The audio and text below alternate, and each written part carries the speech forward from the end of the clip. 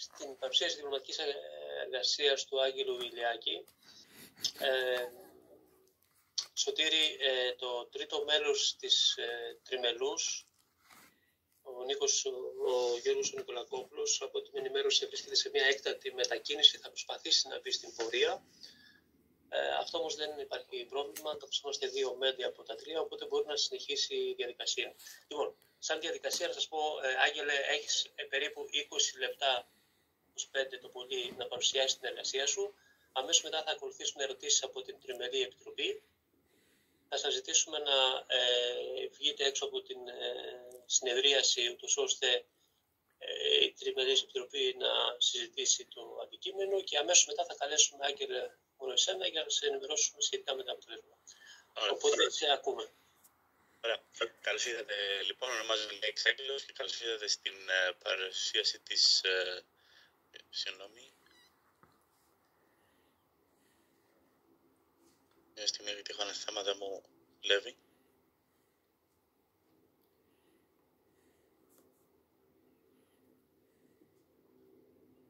Συγγνώμη. Καλώς ήρθατε λοιπόν στην παρουσίαση της διπλωματικής μου εργασίας με τίτλο «Σχεδιασμός, προσομοίωση και ανάπτυξη συνεργαζόμενων ρομποτικών βραχιώνων 5 βαθμών ελευθερίας με γραμμικές μετατοπίσεις και ενσωμάτωσή τους σε κινητή ρομποτική πλατφόρμα πλανητικών εξερευνήσεων». Τα περιεχόμενα της παρουσίασης θα κάνουμε μια αναφορά στους ρομποτικούς βραχιώνες που... Μια μικρή διαφορά. Παρακαλέσω να χρησιμοποιήσεις και το laser point, ώστε να... Ναι, εννοείται. Θα κάνουμε λοιπόν μια γρήγορη αναφορά στους ρομποτικούς βραχίονες που χρησιμοποιούνται στο διάστημα, έπειτα μια γρήγορη αναφορά στα rovers που χρησιμοποιούνται για πλανητική εξερεύνηση και στη συνέχεια τους ρομποτικούς βραχίονες που χρησιμοποιούν αυτά. Έπειτα αναλύουμε το πρόβλημα και την ρομποτική μας πλατφόρμα Swappy Rover. Συνεχίζουμε στην αρχιτεκτονική του ρομποτικού βραχίωνα, την ανάλυση, το αντίστροφο κινηματικό και την προσομοίωση και τέλος την κατασκευή του πρωτότυπου και τα πειράματα που διεξήχθησαν. Ξεκινώντας λοιπόν με τους ρομποτικούς βραχιώνες που χρησιμοποιούνται κυρίως στον Διεθνή Διαστημικό Σταθμό, έχουμε το Canada ARM-2, που πρόκειται για έναν ρομποτικό βραχιώνα 17,6 μέτρων, που χρησιμοποιείται για μεταφορά φορτίων, συντήρηση του σταθμού και λειτουργία σύνδεσης διαστημοπλοίων. Διαθέτει 7 βαθμούς ελευθερίας και ένα μηχανισμό σύζευξης. Στη συνέχεια έχουμε το ρομποτικό βραχιώνα Dexter, ο οποίος πρόκειται για ένα δίχειρο ρομποτικό χειριστή, στενδεμένο απευθείας με το Canada ARM-2 που είδαμε πριν και είναι σχεδιασμένος για εργασίες ακρίβειας συντήρησης του διαστημικού σταθμού. Τέλος, έχουμε το European Robotic Arm, όπως βλέπουμε στη δεξιά φωτογραφία, που πρόκειται για ένα ρομποτικό βραχιώνα 11 μέτρων και έχει τη δυνατότητα να μετακινείται αυτόνομα κατά μήκος του σταθμού με χρήση των 2 βάσεών του. Στην συνέχεια, μια γρήγορη αναφορά στα ρομποτικά rover που χρησιμοποιούνται για πλανητική εξερεύνηση. Όλα ξεκίνησαν το 1997 με το Sojourner που στάλθηκε στον Άρη. Διαθέτει 6 τροχούς και μια ανάρτηση τύπου Rocker Boogie και μια μικρή γκάμα επιστημονικού εξοπλισμού. Στη συνέχεια, το 2004, τα δίδυμα rover Spirit και Opportunity στάλθηκαν στον Άρη για εξερεύνηση που βασίστηκαν στο design του Sojourner και διέθεταν μεγαλύτερη γκάμα επιστημονικού εξοπλισμού, καθώς και ρομποτικό βραχίωνα. Έπειτα το 2012 το Curiosity με ένα πιο προηγμένο εξοπλισμό, καθώς και το μεγαλύτερο για την εποχή του rover, διέθετε και αυτό έναν ρομποτικό βραχίωνα. Και τέλος, το 2020 το Perseverance, το πιο εξελιγμένο rover με το πιο εξελιγμένο επιστημονικό εξοπλισμό, το οποίο έχει σταλθεί στον Άρη για εξερεύνηση και συλλογή δειγμάτων, τα οποία πρόκειται να επιστραφούν στη Γη. Στη συνέχεια, όπως είδαμε και πριν, τα rovers χρησιμοποιούν ρομποτικούς βραχίωνες για να τα βοηθήσουν στην πλανητική εξερεύνηση. Ο πρώτος ρομποτικός βραχίωνας που χρησιμοποιήθηκε στα rover της Spirit και Opportunity πρόκειται για τον Instrument Deployment Device, όπου είναι ένας ρομποτικός βραχίωνας μήκους 1,3 μέτρων και έχει 4 βαθμούς ελευθερίας. Στη συνέχεια, στο Curiosity τόσο και στο Perseverance όμως, χρησιμοποιήθηκε ο βραχίωνας Mars Science Laboratory Robotic Arm, όπου πρόκειται για ένα βραχίωνα μήκους 2,1 μέτρων και 5 βαθμών ελευθερίας. Στο Curiosity τόσο και στο Perseverance. Στο Perseverance ήταν ακριβώς το ίδιο design με τα ίδια χαρακτηριστικά, απλά βελτιωμένο μηχανολογικά και ηλεκτρονικά.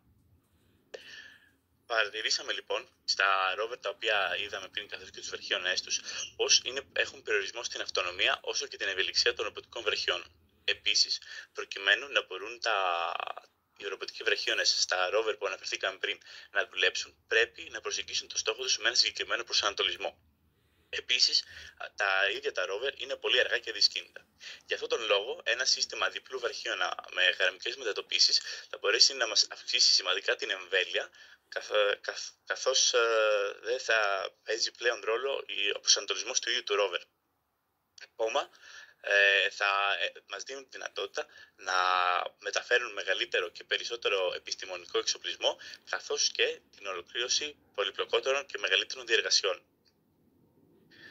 Όπως βλέπουμε στο συγκεκριμένο βίντεο, θα μπορούν οι δύο βραχίονες να δουλεύουν είτε σε ξεχωριστά tasks, όπως φαίνεται, ή όπως μπορούμε να παρατηρήσουμε σε αυτό το βίντεο, θα μπορούν να δουλεύουν ακόμα και στο ίδιο task, το οποίο θα μπορούσε να είναι ένα pick and place ή ένα drilling. Περνάμε λοιπόν στη ρομποτική μας πλατφόρμα, όπου κατασκευάστηκε στα πλαίσια της σπουδαστικής μου εργασίας, εμπνευσμένη από το open source του GitHub, του Swappy Rover, και αναπαριστά πιστά την ανάρτηση Rocker Boogie, καθώς και αντλεί την έμπνευσή του από τα Curiosity και Perseverance Rovers. Στα πλαίσια της σπουδαστικής μου εργασίας βελτιώθηκε τόσο μηχανολογικά, αλλά κυρίως ηλεκτρονικά και ηλεκτρολογικά, με ενσωμάτωση ενστιτήρων και δημιουργία διάφορων αλγορίθμων για τον έλεγχο αυτού. Τέλος, κατασκευάστηκε ένα electronics box, ώστε να εγκατασταθούν μέσα σε αυτό όλοι οι αισθητήρες και οι μικροϋπολογιστές. Για την επιβεβαίωση λοιπόν της ορθής λειτουργίας του rover, διεξήχθη το εξής τεστ που βλέπουμε, ώστε να δούμε ότι όλα ήταν καλά. Περνάμε λοιπόν στη συνέχεια στην ανάλυση του μηχανισμού γραμμικής μετατόπισης, ο οποίος αποτελείται από έναν ατέρμονα κοχλία στη μέση του, απευθείας συνδεμένο με το κινητήρα, και δύο άξονες στα πλάγια για τη στήριξη του βάρους του ρομποτικού μας βραχίωνα. Στη συνέχεια, περνάμε στην αρχιτεκτονική του ρομποτικού μας βραχίωνα και τα κύρια χαρακτηριστικά του. Όπως παρατηρούμε, είναι 5 βαθμών ελευθερίας και αυτή η απόφαση πάρθηκε αρχικά βασιζόμενη στη βιβλιογραφία μας, αφού και οι περισσότεροι βραχίονες που χρησιμοποιούνται στο διάστημα στα rovers είναι 5 βαθμών ελευθερίας, αλλά και λόγω της εύκολης λύσης του αντίστροφου κινηματικού που προσφέρει και της επαρκής ευελιξίας παρόλα αυτά.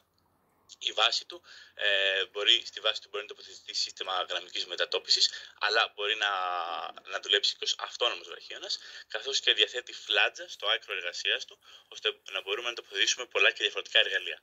Στη συγκεκριμένη κλίμακα την οποία βρίσκεται στη φωτογραφία, το μέγιστο εύρος εργασίας του είναι τα 67,5 εκατοστά, αλλά προφανώς μπορεί να αλλάξει κλίμακα προκειμένου να εγκατασταθεί σε διαφορετικές πλατφόρμες.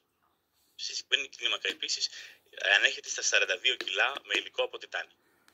Στη συνέχεια θα παρακολουθήσουμε ένα βίντεο από συναρμολόγησης του βραχίωνα, ώστε να εμπεδοθεί καλύτερα η αρχιτεκτονική του. Ξεκινάμε λοιπόν από το άκρο εργασίας και τη φλάτσα, καθώς και το σύνδεσμο αυτής.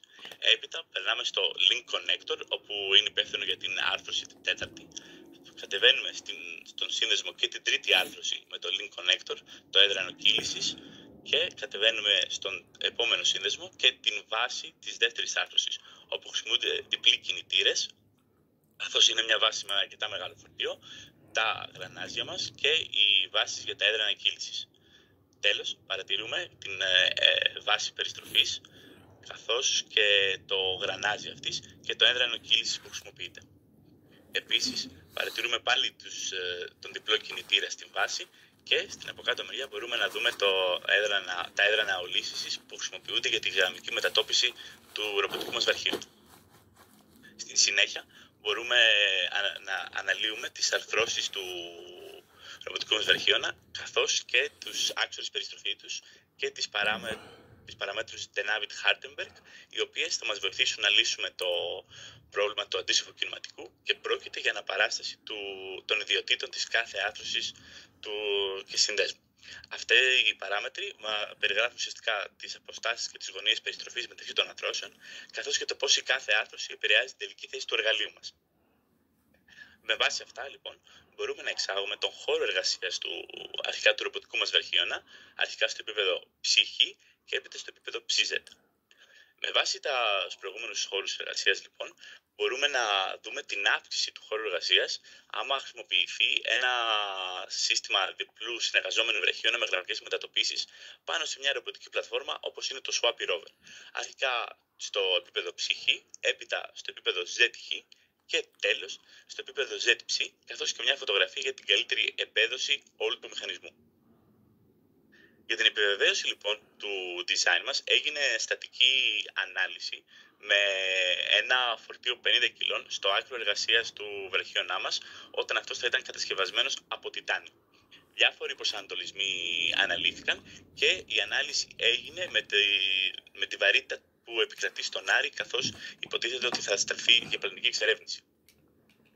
Παρατηρούμε λοιπόν πως η μετατόπιση στον κάθε προσανατολισμό η μέγιστη είναι 0,92 χιλιοστά, ενώ στον οριζόντιο προσανατολισμό είναι 2,30 χιλιοστά.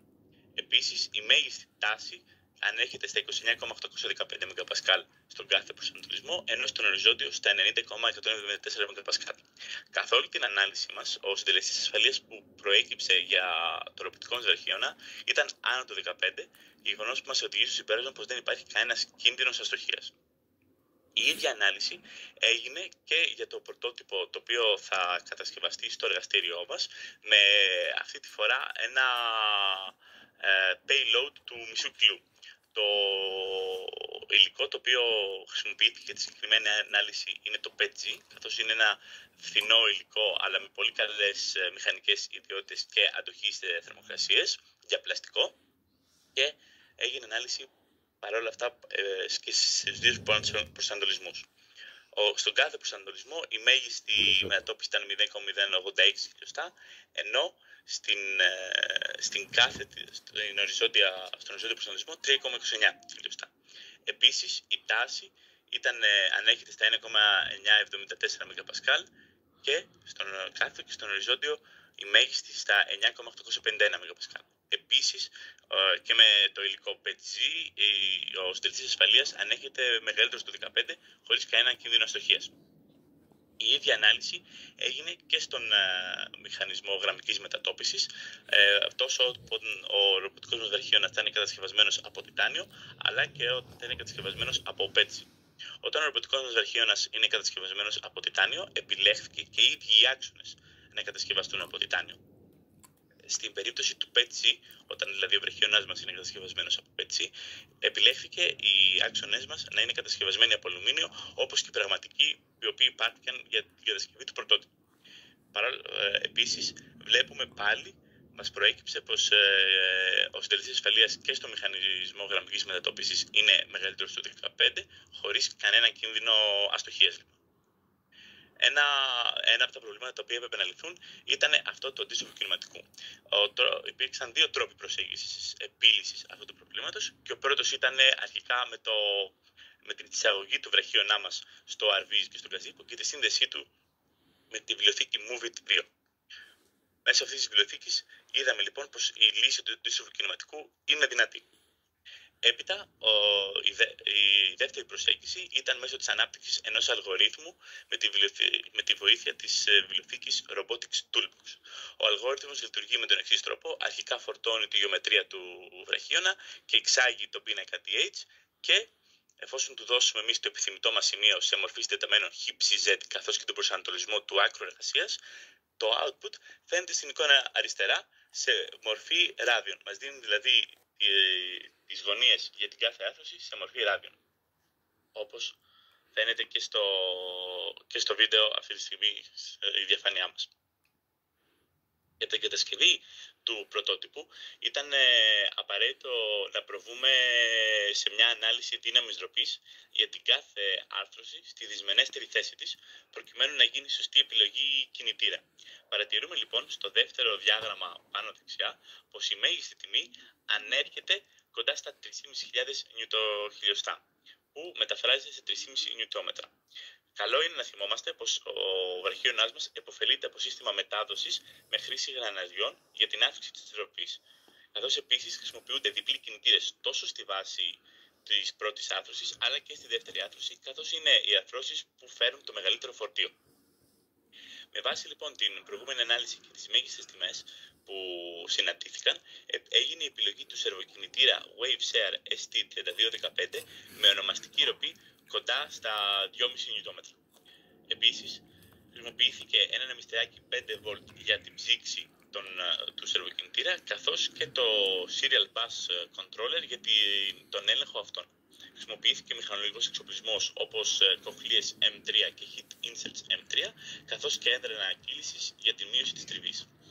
Όλα τα κομμάτια του βραχίωνα κατασκευάστηκαν με τη χρήση 3D εκτυπωτή και υλικού PETG, όπως είδαμε και νωρίτερα. Το συνολικό κόστος του βραχίωνα ανέρχεται στα 483 ευρώ, με τα πιο ακριβά εξαρτήματά του να είναι τα ηλεκτρονικά και οι σερβοκινητήρες, που το κόστος τους ανέρχεται στα 323 ευρώ. Η διαδικασία συναρμολόγησης του βραχίωνα ξεκινάμε από το πρώτο βήμα και με την βάση του ρομποτικού μας βραχίωνα και τοποθετούμε τους δύο σερβοκινητήρες στις ειδικά διαμορφωμένες υποδοχές. Συνδέουμε τα γρανάζια των κινητήρων με το γρανάζι περιστροφής και εισάγουμε το έδρανο κύλησης.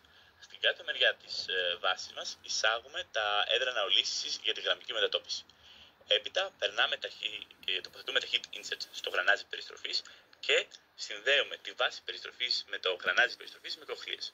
Στο τρίτο βήμα τοποθετούμε τις βάσεις της δεύτερης άρθρωσης και στην περιστρεφούμενη βάση πάνω και τις διασφαλίζουμε με κοχλίες. Εισάγουμε τους σερβοκινητήρες με τα γρανάζια στις υποδοχές και ασφαλίζουμε με αυτόν τον τρόπο τη δεύτερη άρθρωση και τον σύνδεσμο. Στο επόμενο βήμα τοποθετούμε το link connector, όπως το έχω ονομάσει, και τοποθετούμε το έδρανο κύλησης καθώς και το σερβοκινητήρα στην υποδοχή του. Στο επόμενο βήμα, το πέμπτο, τοποθετούμε τον σύνδεσμο μαζί με το δεύτερο link connector και εξασφαλίζουμε τη σύνδεσή τους με κοχλίες. Τέλος, αντικαθιστούμε τον τελευταίο σύνδεσμο καθώς και την φλάτζα και εξασφαλίζουμε τη σύνδεσή τους πάλι με κοχλίες. Το τελικό αποτέλεσμα φαίνεται στη φωτογραφία δεξιά. Τα εξαρτήματα που χρησιμοποιήθηκαν καθώς και το ηλεκτρολογικό διάγραμμα τους και τον βραχίωνα φαίνεται σε αυτήν την διαφάνεια. Παρατηρούμε λοιπόν ότι χρησιμοποιήθηκε ένα step-down module με είσοδο 12V και είσοδο 5V για την επαρκή τροφοδοσία των ανεμιστήρων και την ψήξη των σερβοκινητήρων. Παρατηρούμε επίσης πως όλοι οι σερβοκινητήρες έχουν συνδεθεί μεταξύ τους εν σειρά. Η διαδικασία συναρμολόγησης του συστήματος αξονικής μετατόπισης ξεκινάει με την προετοιμασία της ρομποτικής μας πλατφόρμας, του rover δηλαδή, με τις ειδικά διαμορφωμένες βάσεις που βλέπουμε στην εικόνα.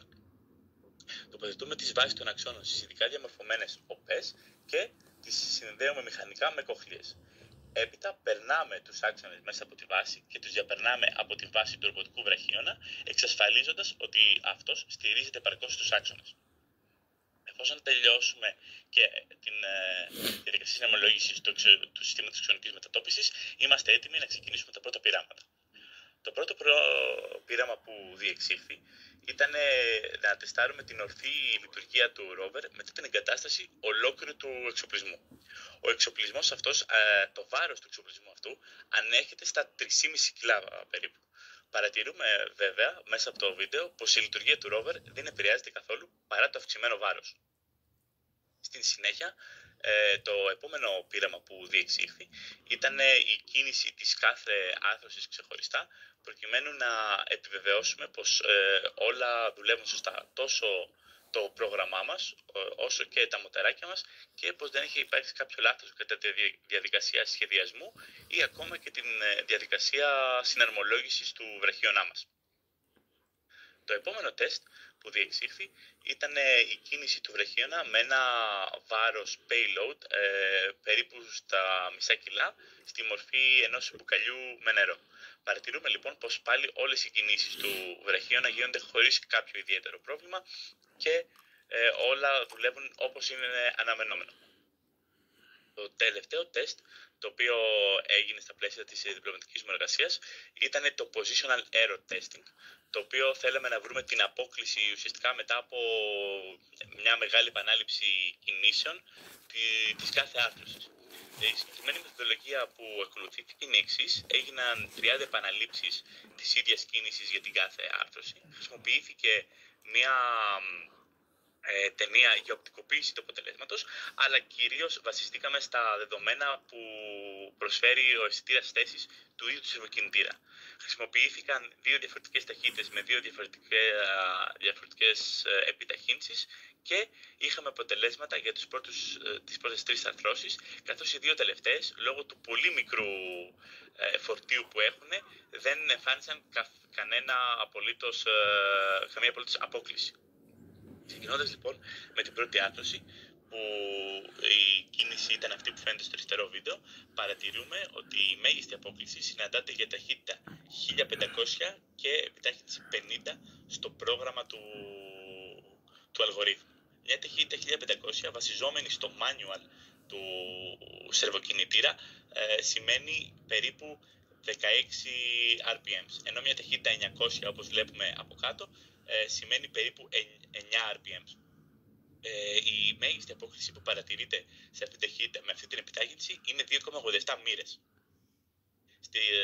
Στη δεύτερη άρθρωση, όπου η κίνηση είναι αυτή που φαίνεται στο βίντεο, παρατηρούμε λοιπόν πως η μέγιστη απόκλιση συναντάται πάλι για ταχύτητα 1500 και επιτάχυνση 50, με μια απόκλιση 3,09 μοίρων. Τέλος, στην τρίτη άρθρωση, όπου η κίνηση φαίνεται αριστερά στο βίντεο, συναντάμε τη μεγαλύτερη απόκλιση που είδαμε, με μια απόκλιση των 3,76 μοιρών σε ταχύτητα 1500 και επιτάχυνση 50. Συνοψίζοντας λοιπόν, η τοποθέτηση ενός διπλού συστήματος ρομποτικών βραχιώνων με γραμμικές μετατοπίσεις θα αυξήσει κατά πολύ τον χώρο εργασίας ενός ρομποτικού βραχίωνα και ενός rover σαν σύνολο.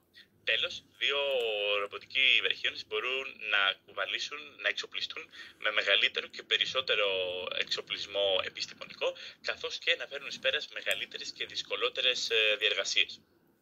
Τέλος, η τοποθέτηση ενός τέτοιου μηχανισμού είναι πολύ εύκολη σε πολλές διαφορετικές πλατφόρμες. Η μελλοντική δουλειά περιλαμβάνει βελτίωση του βάρους με χρήση Generative Design, ανάπτυξη ενός καλύτερου αλγορίθμου ελέγχου, σύνδεση σε πραγματικό χρόνο με το ROS2, εφαρμογή Machine Learning πάνω στον ρομποτικό μας βραχίωνα και επίσης βελτίωση των ταλαντώσεων που παρατηρήθηκαν κατά τη διάρκεια των πειραμάτων από την κίνηση του βραχίωνα και τέλος βελτίωση της απόκλισης θέσης με το σχεδιασμό ενός καλύτερου συστήματος μετάδοσης. Σας ευχαριστώ πολύ για την προσοχή σας και είμαι διαθέσιμος για τυχόν ερωτήσεις.